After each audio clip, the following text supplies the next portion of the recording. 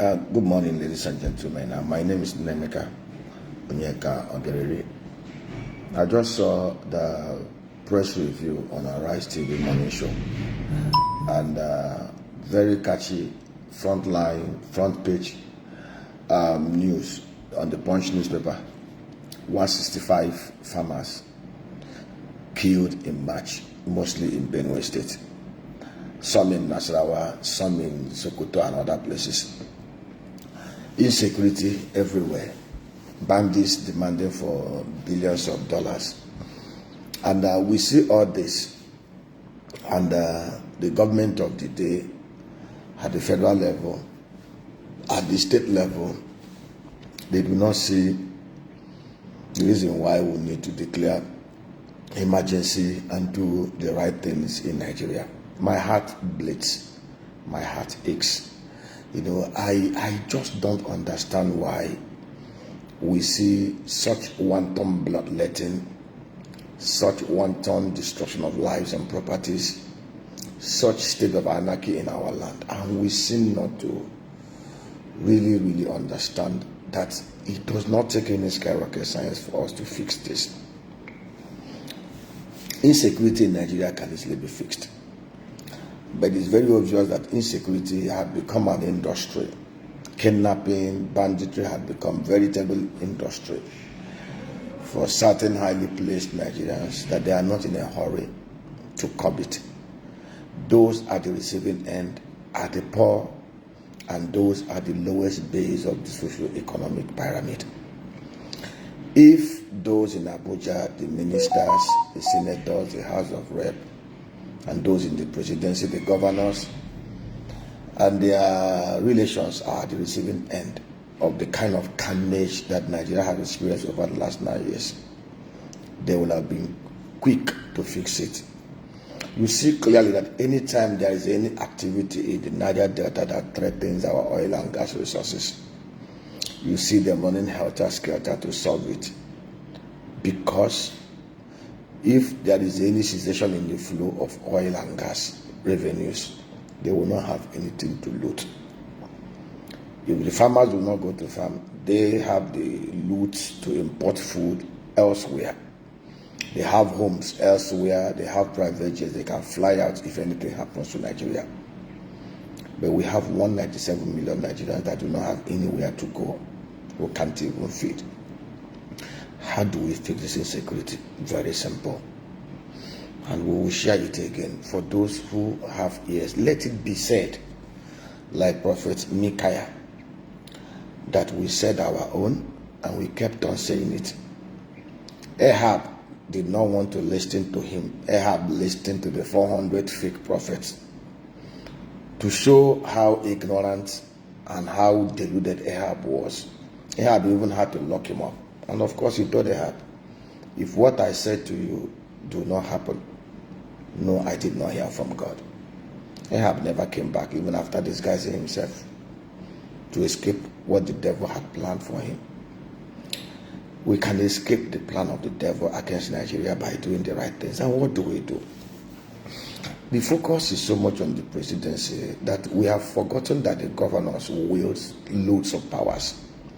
Most of the members of the National Assembly today are people that the governors helped to get to there.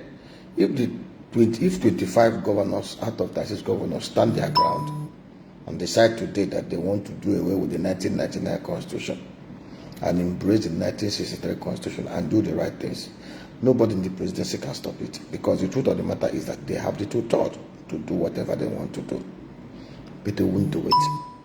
They don't want to do it. How do we stop this carnage? How do we stop insecurity? How do we stop this bloodletting? How do we build up a productive country? Very simple. The governors, by the reason of the Land Use Act, control the land. The bandits, the terrorists, the militia herdsmen, the criminals who hide under the stable of being herdsmen to carry and destroy farmers, destroy farmland, whatever, are doing it because the governors have no reason not to do what they're supposed to do.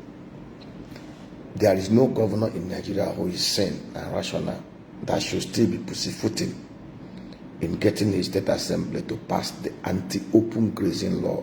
I grew up in the village, and in the village where I grew up, there is a law that we made in our village. You don't allow your goat or your sheep or whatever animal that you are rearing to explore beyond. You don't allow the animals that you're rearing to leave your enclave or your pen to go into somebody's farm. If it is caught, you will pay a fine, and the person may even slaughter it. I don't know why the governors are pussyfooting. Get the state assembly to pass the anti-open grazing law. Nobody should be allowed to move with any cow anywhere along the road. If you can't ranch it, stay where you're coming from. Stay away. If you can't ranch your cow, stay away. Number 2, Mr. President promised during his campaign that he is going to recruit 1 million youths and 50 million youths into the army. Mr. President, please, we don't want you to recruit 50 million youths. You can recruit less than 1 million youths to help us solve this problem. Mr. President, every community knows the good, the bad, and the ugly within their environment. Get the autonomous communities. We have 8,809 electoral wards in Nigeria, properly delineated. The people know themselves. Get the community leadership, the religious leadership, and the people within every of the electoral ward to select hundreds of their able-bodied youths. Some of them have their mini graduates roaming about, honest, hard-working graduates, youths who are willing to lay down their life to make sure this country works. 100 youths from every of the electoral ward. That will give us nothing less than 800,000 soldiers, 800,000 infantry, indigenous military rangers. What is their job? Let the military train them. Create military training camps in the 6 regions of Nigeria. We have it to different. We have different train this 1 million, less than 1 million youths. 3 months, 6 months. Give them thorough training. Equip them. Get Innocent and the Nord and Proforce to produce for us armored personnel carriers and machine gun mounted trucks. They can do it. 4 in every local government area that will be used by the special forces. Train them, equip them with AK-49. Get motorcycles and these trucks for them. Post them back to their communities and wards under the military high command with the instruction: move into the bushes, move into the den of the bandits and the terrorists, flush them out, eliminate them, take them out. Use them as security to protect the clusters of agro-industrial parks that will be created in these electoral wars for us to be able to grow agro-wealth. We can easily grow agro-industrial parks of not less than 1,000 acres in every electoral ward now, specializing in producing agro commodities and processing them, having shared facilities, having irrigation and everything that will make them productive. We will set up cottage factories across the landscape. Those that have capacity to produce rice will concentrate on rice. Those that can do maize, those that can do gari yam, those that can do beans, those that under a very scientific way that we can easily measure the impact of what we produce. Those that can do yam, those that can do palm trees, those that can do cocoa, those that can do Cavendish banana. Things that will generate employment. Mr. President, this alone will create about 10 to 20 million jobs in Nigeria over the next 5 years. We will have over 800,000 military indigenous rangers. We will pay them well. We're not going to pay them peanuts. We will pay them at least 100 to 150,000 naira every month. We will provide them with health insurance covers. We will give them life insurance covers of not less than 20 million naira. Mr. President, there is a template developed for this, voluminous template that is developed on how these things can be done, when they can be done, resources that can be used, the funding that can, how the funding can come. The fundings will not come from the FAC and the JAC. We will have development funds, debt and equity funds under robust private-public arrangement, diverse PPPs. The diasporans can easily bring in $10-20 billion diaspora investments to drive this under a very transparent framework.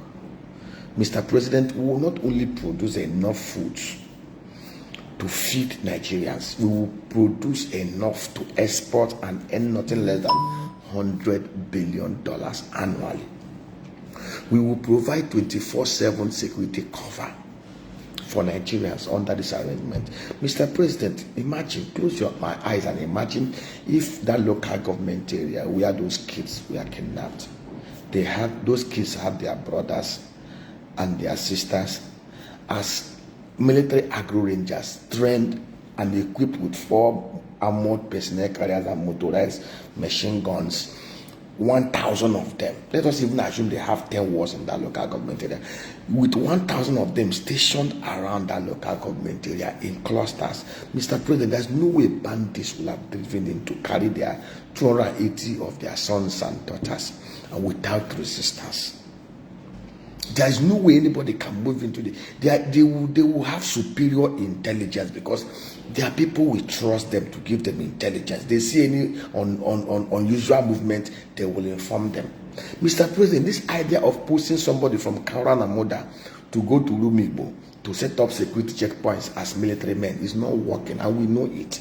This idea of sending somebody from Rumokri to go to Benue State to go and, as a military man, to go and provide roadblocks. Mr. President, we've only ended up creating extortionist points. Most of these guys, what they do just to create extortionist points, and they're collecting money from motorists. Mr. President, our army is overstretched. The current military structure is okay, but we need additional. Mr. President, we've done the numbers. Buhari printed 23 trillion naira and wasted it, nothing tied to it. Mr. President, we can easily raise between 5 to 6 to 7 trillion naira to execute this. Mr. President, the kind of economic activities that will be generated with this new wave of security cover over Nigeria will be enough to pay back whatever we borrow in less than 2 years. Let us do it. My heart bleeds. We can't continue to gloss over such waste of lives, such wanton destruction of lives and properties. Nigerians are dying every day like flies, out of hunger, out of misery, out of insecurity.